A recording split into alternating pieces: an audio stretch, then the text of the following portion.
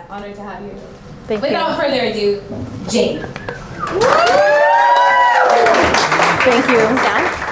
Eventually I'll say it. We'll see. You know, it's my first time headlining, so we'll see what happens. Thank you, Sunny Ray and Anthony. Thank you so much for this amazing space and for inviting me here. How many of you just clap if this is your first time at the Acid Vault? Welcome. I'm so thrilled that you're here. Thank you. Some of you are here for me, which I really appreciate. And yesterday was my birthday, and I can think of no better way to celebrate than to share something which is so dear to me, my love of poetry, with all of you. And I have been in love with the written word since I was 4 years old, and I knew that I wanted to be a writer, but it never kind of was the right time to do it. And when I was 4 years old, the language in which I wrote my first poem before I could even write was Russian, because I am originally from Ukraine, and I'm a Russian-speaking Jew from that country. About 30 years ago, my family and I immigrated from the Soviet regime. We escaped the Soviet regime and came here as refugees. And in recent times, of course, it's quite chilling to feel that moment come upon me again, upon all of us, and upon the people of Ukraine who once more are in need of refuge. And that is something which is quite complicated because, of course, today it's the Ukrainian people that need the refuge, and for us, we needed the refuge from some Ukrainian people when we left. And my poems deal with this idea that many of us, as different as we are, still share this common humanity. And they were written before the war happened, and some of them during, but all of them talk about the division and the political kind of extremism that happened in our country from a standpoint of how much more we are together despite our differences in culture, in religion, in our race, in our even political affiliation. They are dealing with some difficult topics, but they're not despairing poems, and they're definitely not gruesome. So I know sometimes you hear war poetry and it can be a little traumatizing. That is not the case for me.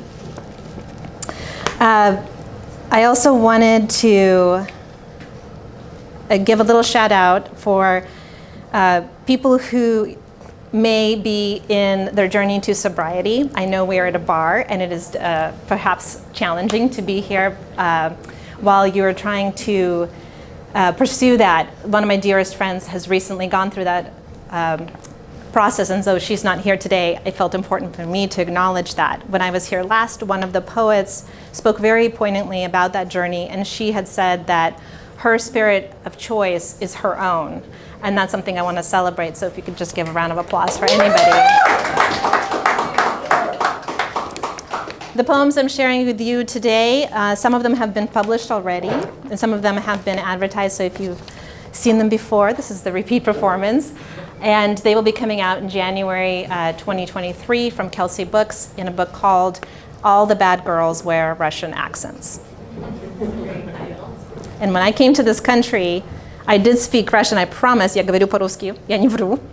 But I lost my accent. At the time, it was still that time where you would want to change your name. So Jane Muschenetz is Evgenia Veitzman, Evgenia Leonidovna Veitzman. And my name is Jane, and you cannot hear that I am from another country because I worked so hard to assimilate. And despite that, when I started writing again in this hard time, it is my Russian ancestry, my Jewish ancestry, my Ukrainian ancestry that came to the forefront. And this is my poem, Lviv, Ukraine. Long before Reuters and BBC reporters signed off from it, Lviv, Ukraine was my hometown. I knew it by another name. Lvov, Ukrainian Republic, USSR, is, like anyone's childhood, I suppose, a dot on the map of time that no longer exists. None of us can ever go back to our soul's point of entry into this world. Lviv was Ukrainian, Soviet, Russian, Polish, Slavic, Austro-Hungarian territory. And all of them hated the Jews more or less equally. You see how tugging one tongue can unspool the entire tapestry? Lvov is the name of my birth city in Russian, which is my mother tongue. My father's first language was Yiddish, but that is also not the whole story. Simply another forbidden melody, a compromise of German and Hebrew, of heart and geography, a plundered treasure, reaching its golden roots all the way to Aramaic grains of sand. Ancient alphabets, some people believe, house the true name of God, once known, a word to unlock understanding, if only we could speak it, placing the right accent on the right syllable. Naming God is an ambition I do not share. I'm just trying to unpack one girlhood's worth of beginning. Each language a nesting doll, holding inside itself all the recipes and ingredients of a people, their poetry and their death certificates, their libraries, songs, and kill orders, health records, love letters, addresses we can't return to, and none of it is enough. I'm still looking to find the word for where I come from, even though the news reports mention it hourly. Lviv, Ukraine. War, refugee, near constant bombardment, bravery, devastation. One thing always means so many other things, and nothing has just one name to answer to, just one life to answer for. Wow.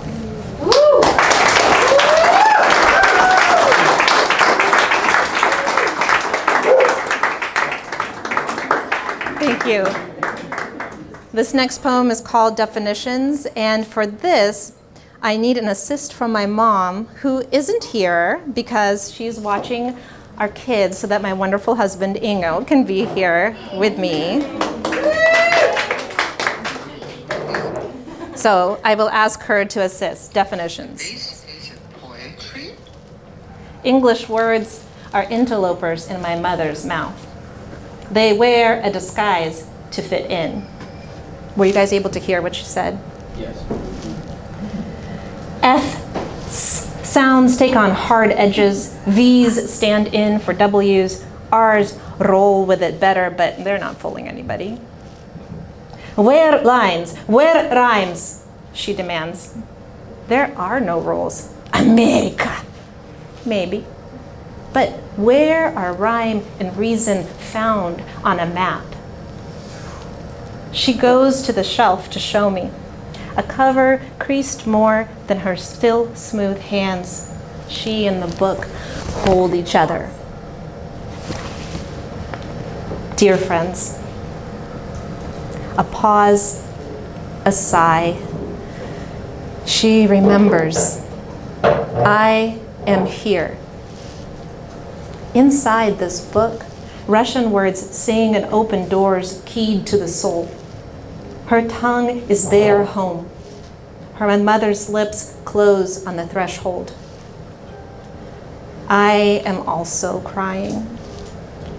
Alphabets incubate between us, a language of light, hope, and despair. This, she says, taking a quiet breath to unfold a bent page. This is poetry.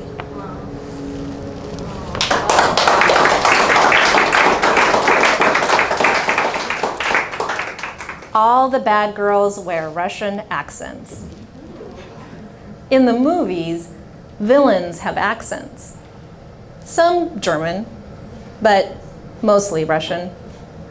Hard-edged lyrics of something forbidden, steel blue eyes, severe haircuts, and an appreciation for Tchaikovsky.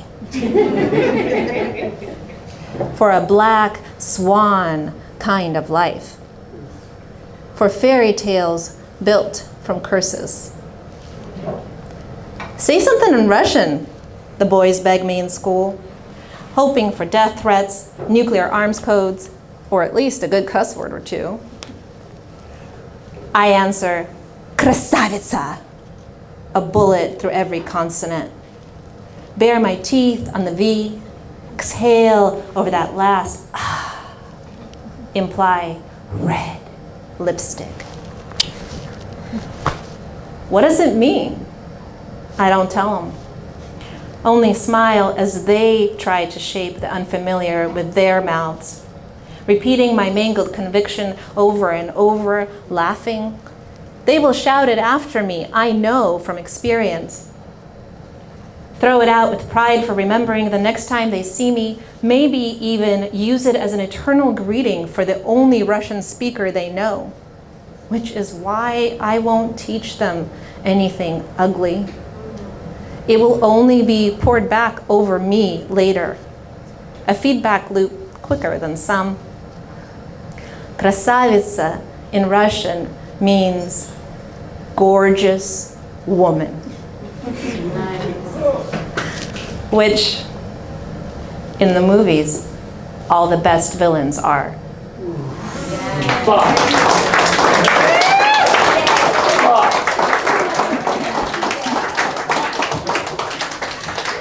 Okay, so how's my hair?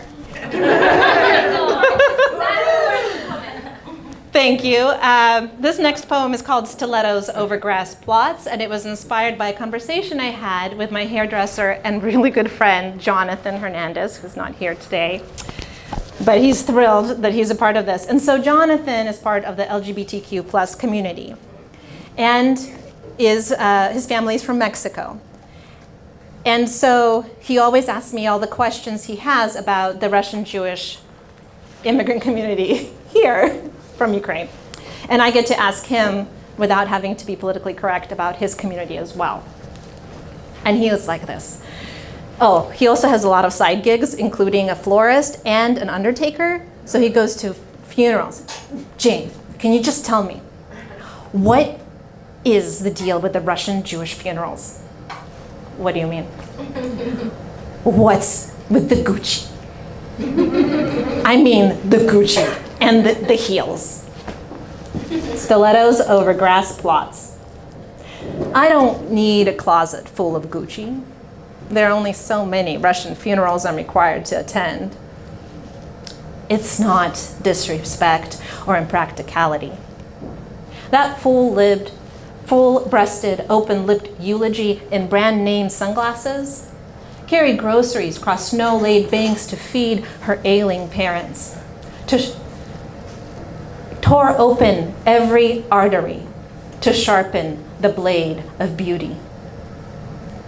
Migrating birds have their own kind of camouflage. My people wear stilettos over grass plots, outline tragedy with leopard print and lipstick, lift up tombstones to label check if they're good enough to belong here. It's not necessary, I know, especially because we recognize our flock not by attire, but something more sinister than genuine leather. Something behind the eyes asking, females of the species, what's the use of being a weapon and not knowing how to wield yourself?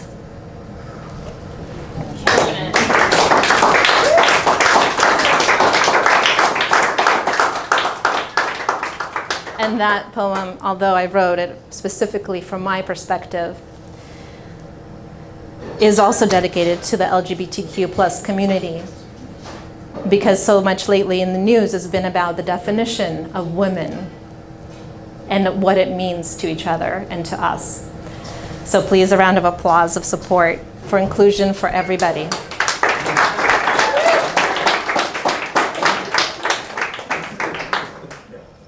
Those are the poems that open my upcoming book, and they're kind of holistically united with the idea of language and femininity. And I'm skipping ahead in the book because of the time constraints to the next section, which is a bit more influenced by current events and the social political unrest that we've had in this country over the past several years.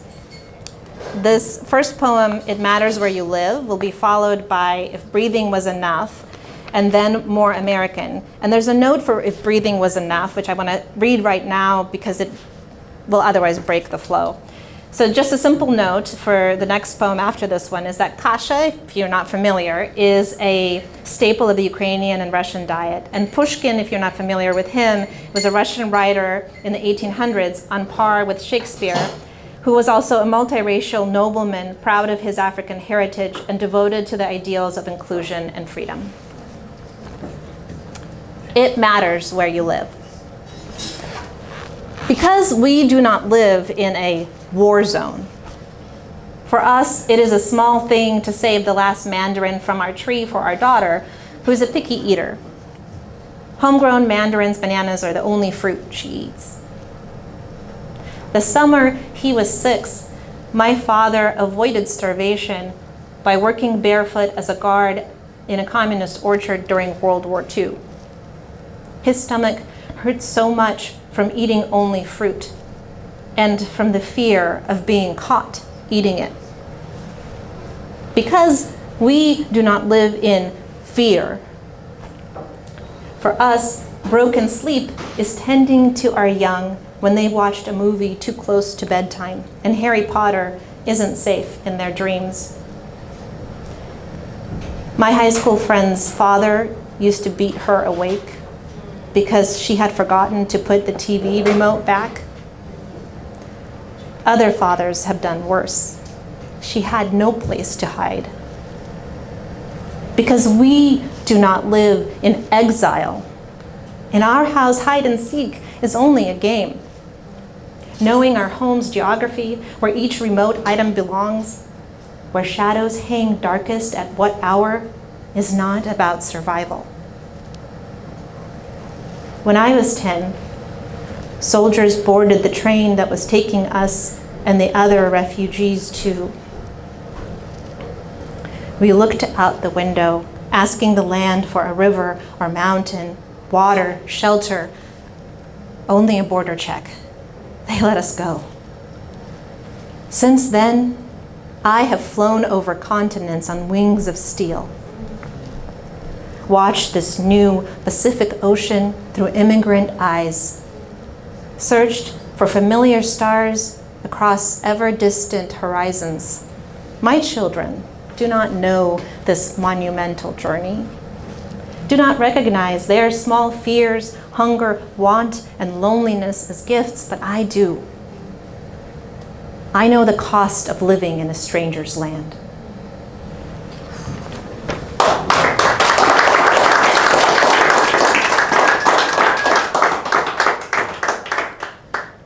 I Can't Breathe, Black Lives Matter slogan originates from the last words of Erick, an unarmed man killed in 2014 after being put in a chokehold by a police officer. Other Black Americans such as Javier Ambler, Manuel Ellis, Elijah McClain, and George Floyd have said the same phrase prior to dying during similar law enforcement encounters. Wikipedia.org. If breathing was enough. You are only a paragraph in need of translation. Even you don't understand yourself fully. Wondering now if it's you that needs editing, or if a new interpreter must be found. What is a text without a reader? The eye of the beholder, the cipher of the mind. Who can appreciate all your references if their tongues haven't tasted kasha or Pushkin? All the living and buried alphabets of the world have no remedy for being taken out of context. If placed in a different order, your words would make different sense. If God spoke you, you would become a symphony of breath. This is the only explanation I can give you. This feeling of not enough. This whisper of something more.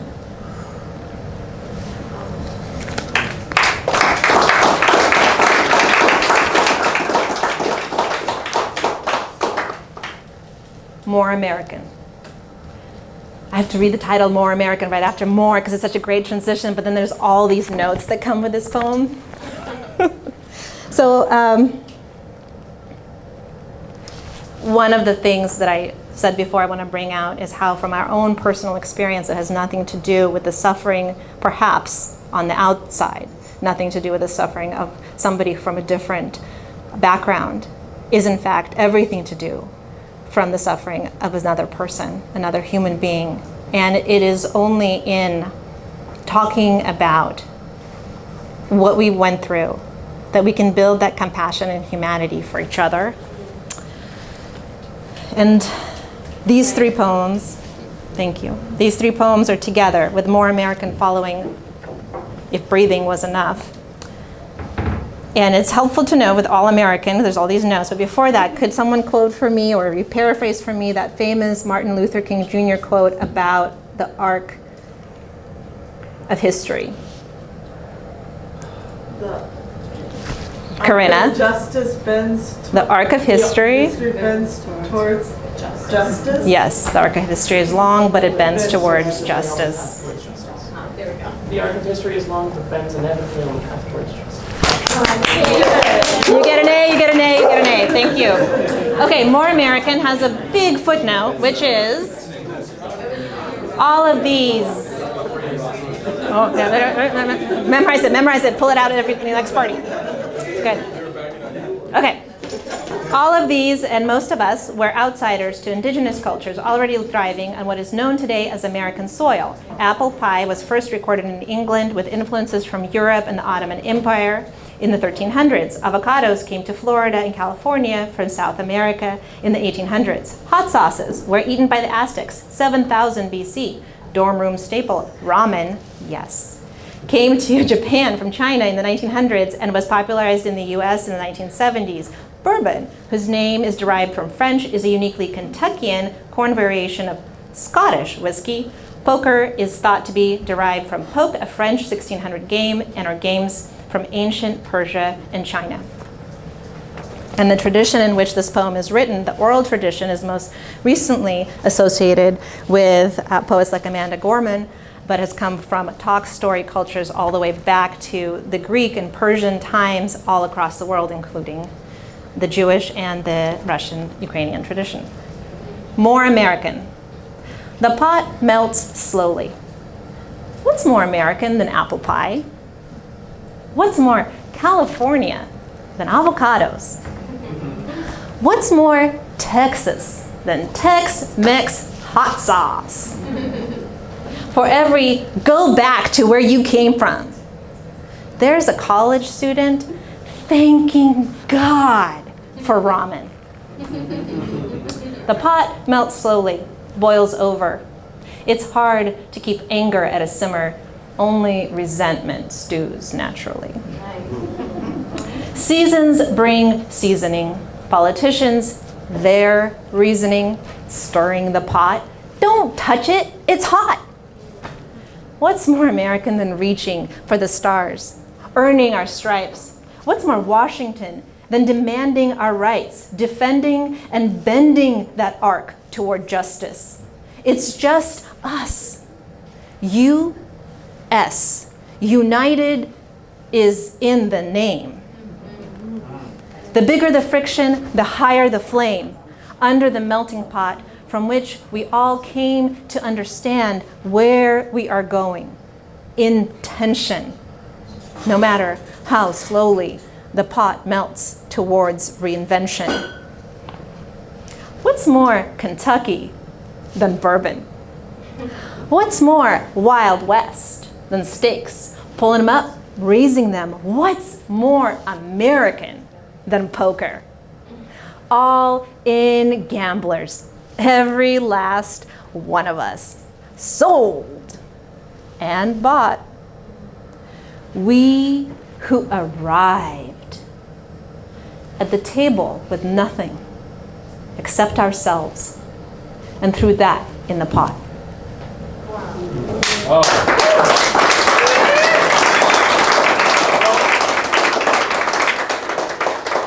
You guys are lovely. I'm coming down to the last two. And this one, they're both very short. This one's called Tea Smells Like Absolution. And in the Russian, Jewish, Ukrainian culture, it's not about coffee, it's about tea. Tea is what's there for you when you don't have anything to eat, you still have tea. And it's there for you when guests suddenly come unannounced and you have to serve something, so you sit down for tea. When life is good, you sit down and you have tea over it. When life is bad, you sit down and you have tea over it. Tea smells like absolution. A cup too hot to drink, boiling amber, rich and heavy as a Tsarina's dowry. Mine are a pale people who sing, Ochi chorneye, black eyes, drink black tea, greet the new year at midnight, spin tales of deep, dark forests, deathless wizards, and endless cold. Warm yourself by my fire. Tell me, what is your comfort food?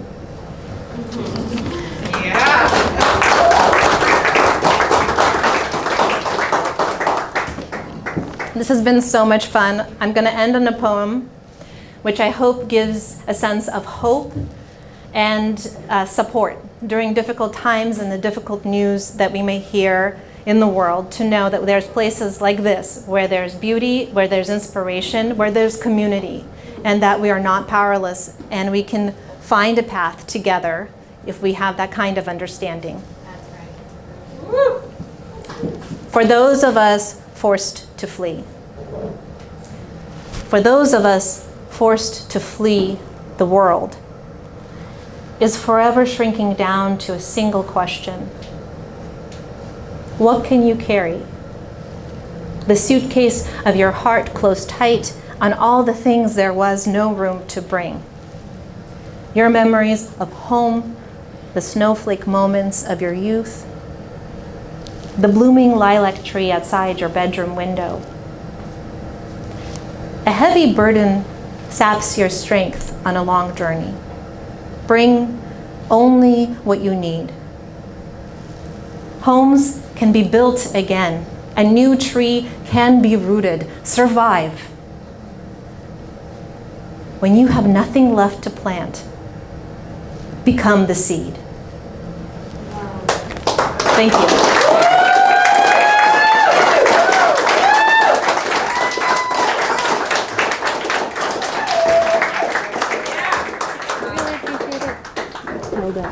Thank you so much. So good. You did so good. Wow. Can we give it up one more? Yes.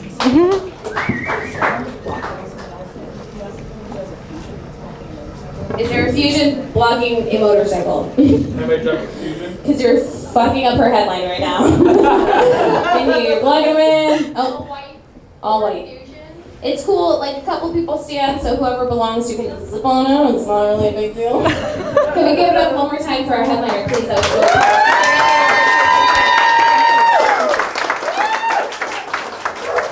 Okay, so that's what I meant by there's a story that nobody else is going to have your story, but it's more than that.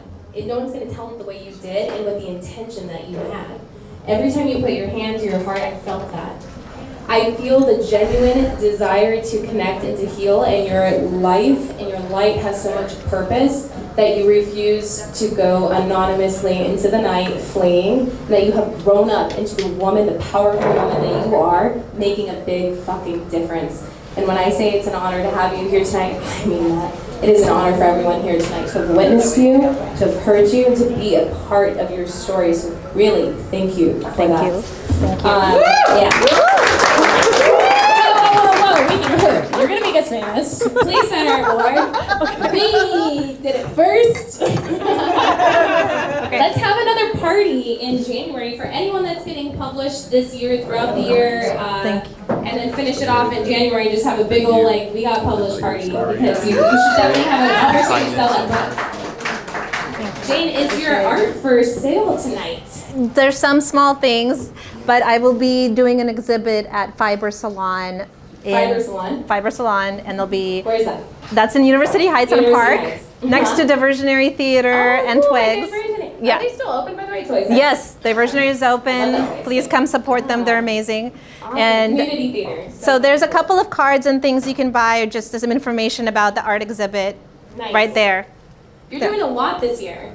You're coming out of fucking COVID, like, let's just go. That's it. That's it. There's no time to waste. Who knows when the next pandemic is coming? I don't know. Who knows? Also, when you were saying that little walk, that little mental health walk they did, how many people were so sick of your neighborhood little walk?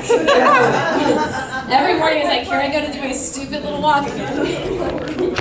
But yeah, all right. Thank you so much, Jane. Yeah. Thank you for the art that we get to take home. Let's go switch this side. We're gonna open the floor to our open mic section.